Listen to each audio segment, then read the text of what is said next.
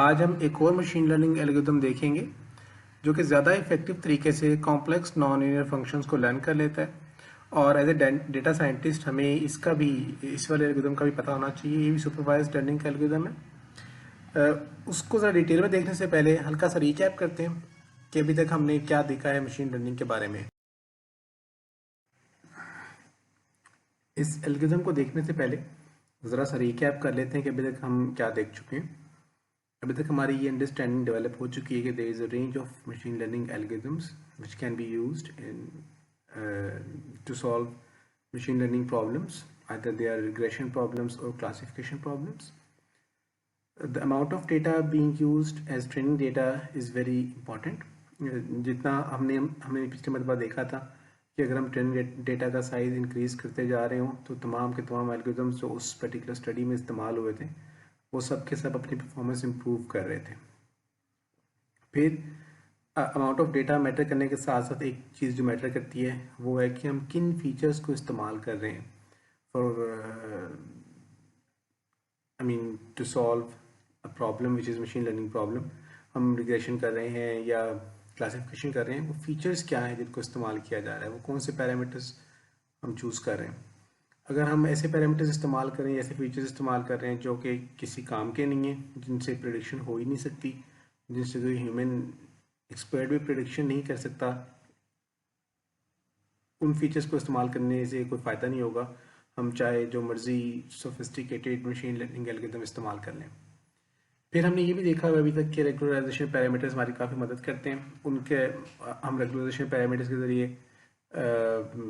Decide कर लेते हैं कि कौन से फीचर्स ऐसे हैं जिनकी कंट्रीब्यूशन कम या ज़्यादा होनी चाहिए। किन्हीं कंट्रीब्यूशंस कम करने के हम रेगुलराइजेशन पैरामीटर को इस्तेमाल कर रहे होते हैं आमतौर पर।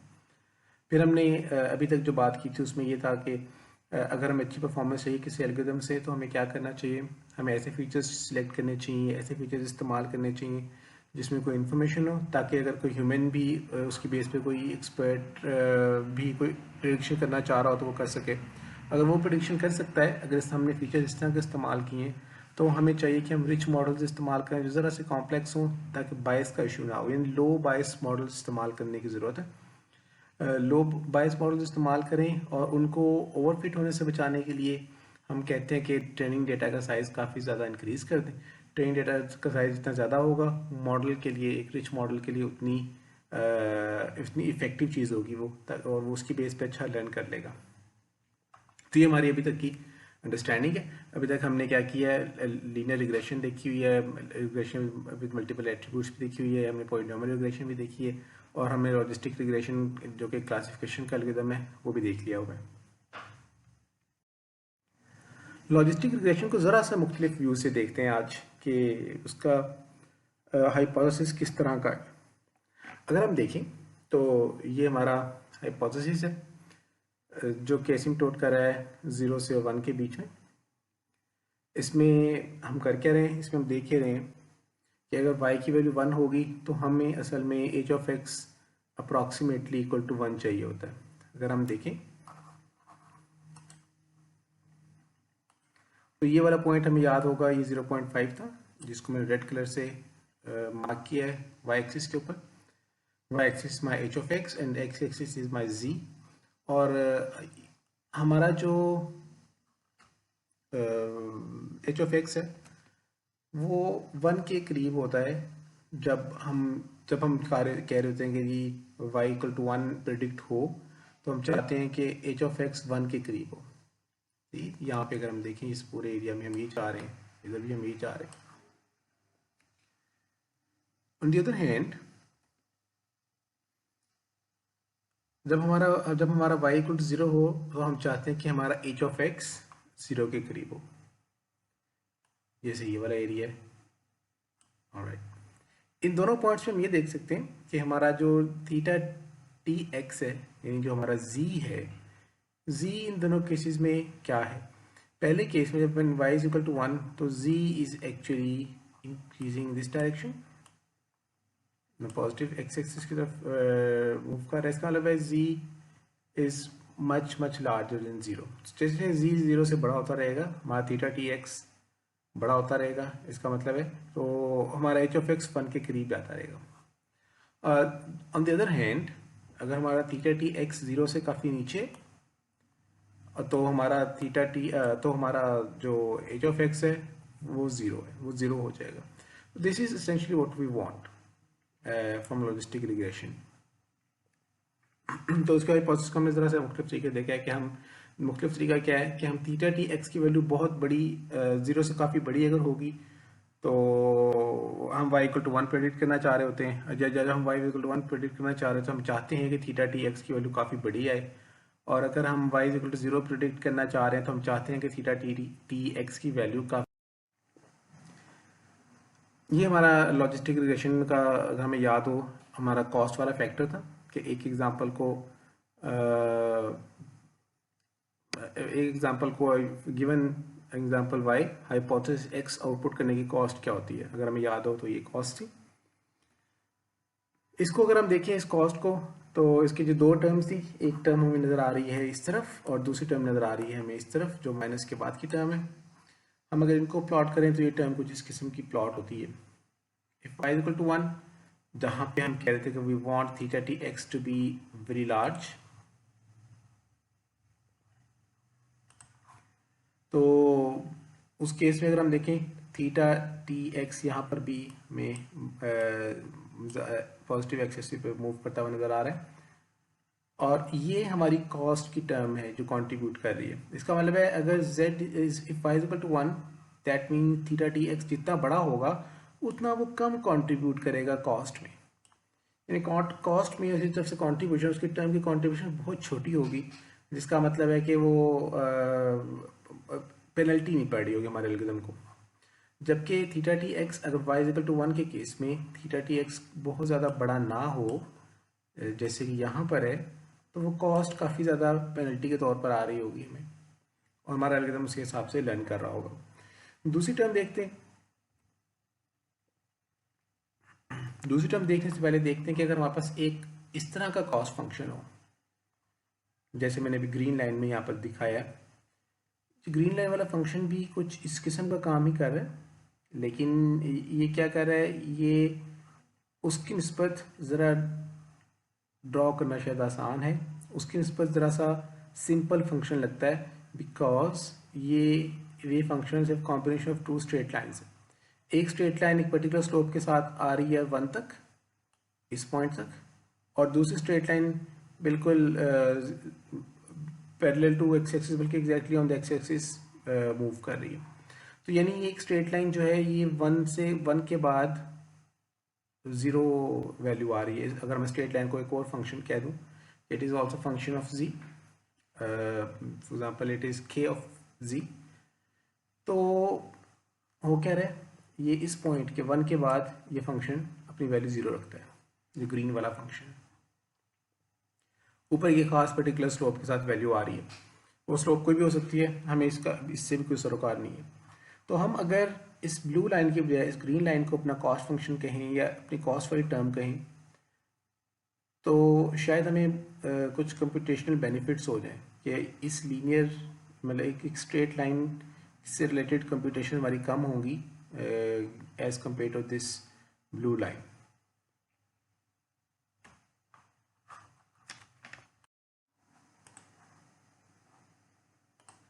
अब हम दूसरी टर्म देखते हैं। दूसरी टर्म इस तरह की शक्ल है इस टर्म की। तो इसके लिए भी अगर हम ग्रीन की तरह की ऑल्टरनेटिव फंक्शन देखें, कॉस्ट फंक्शन या ऑल्टरनेटिव कॉस्ट कर्व कह लें अभी आप, वो हम देखना चाहें तो वो कुछ इस किस्म की बनेगी कि ये वाली कर्व भी एक दो लाइंस का मजमुआ है। एक ग्रीन लाइन जो है वो -1 तक आ रही है, और -1 तक आने के बाद ये एक दूसरी लाइन है जो कि parallel to X axis exactly on X axis है, और इसके बाद इस फंक्शन ग्रीन फंक्शन की वैल्यू जो है वो 0 हो रही है आफ्टर -1, -2, -3, -4 इन सब पर इसकी वैल्यू 0 आ रही है। तो ये वाला जो फंक्शन है ये भी ये -1 से पहले तक तो नॉन ज़ीरो है, उसके बाद से 0 हो रहा है ये ग्रीन फंक्शन। जबकि लेफ्ट साइड पर जब हमारी y=1 वाली टर्म है, उस केस में हमारा फंक्शन 1 के बाद यानी z=1 के बाद 0 हो रहा है, और उससे पहले नॉन ज़ीरो वैल्यू है इसकी। तो ये हमारे दो और फंक्शन। अगर हम ये कॉस्ट फंक्शन इस्तेमाल कर लें तो हम कह रहे हैं कि हमने अपने नए एल्गोरिथम के लिए थोड़ी सी रूट्स बना ली हैं, हम थोड़ी सी बेसिस बना ली है, ऐसे कहना चाहिए। ये बेसिस अब हम इस्तेमाल करेंगे इस अपने नए एल्गोरिथम को, जिसको हम अभी देखने जा रहे हैं, उसको अंडरस्टैंड करने में।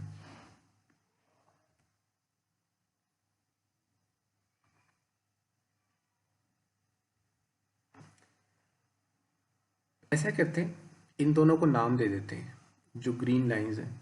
लेफ्ट साइड पे जो ग्रीन लाइन है where Y is equal to 1, उसको मैं कॉस्ट 1 कह देता हूँ। और राइट साइड पे जो लाइन है where Y is equal to 0, उसको हम कॉस्ट 0 कह देते हैं। एक कॉस्ट 0 है और एक कॉस्ट 1 है, और हमारा नया एल्गोरिथम असल में इन दोनों कॉस्ट के मजमूए को मिनिमाइज करने की कोशिश कर रहा होता है, और वो इन दोनों कॉस्ट को इस्तेमाल करता है।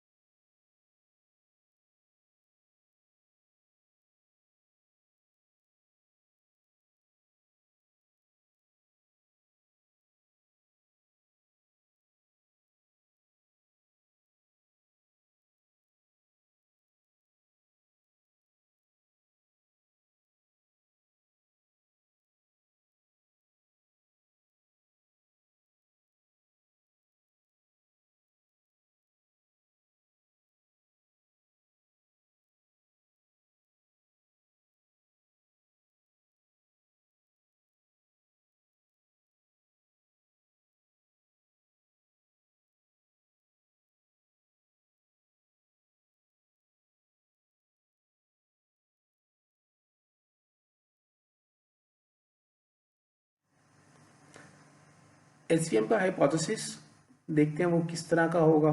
ये ज़रा सा मुख्तलिफ होगा लॉजिस्टिक रिग्रेशन से। सबसे पहले ये हमने अभी देखा कि ये इसकी मिनिमाइजेशन टर्म है। हाइपोथेसिस की शक्ल अब ये है, ये ऐसा नहीं है कि जिस तरह से लॉजिस्टिक रिग्रेशन हमें कोई प्रोबेबिलिटी देता था, हमारा एसवीएम या तो जीरो आउटपुट करेगा या वन आउटपुट करेगा और प्रोबेबिलिटीज नहीं होगी, प्रोबेबिलिटी पे कुछ थ्रेशोल्ड नहीं होगी। In case of theta T X greater than equal to zero, इसकी आउटपुट वन होगी, अदरवाइज इसकी आउटपुट जीरो होगी। तो जब भी theta T X greater than equal to zero आया, यानी जी की value greater than equal to zero आएगी, तो हमारा एल्गोरिथम कहेगा कि इट इज़ वन, यानी prediction is one, otherwise algorithm कहेगा द प्रेडिक्शन इज़ जीरो।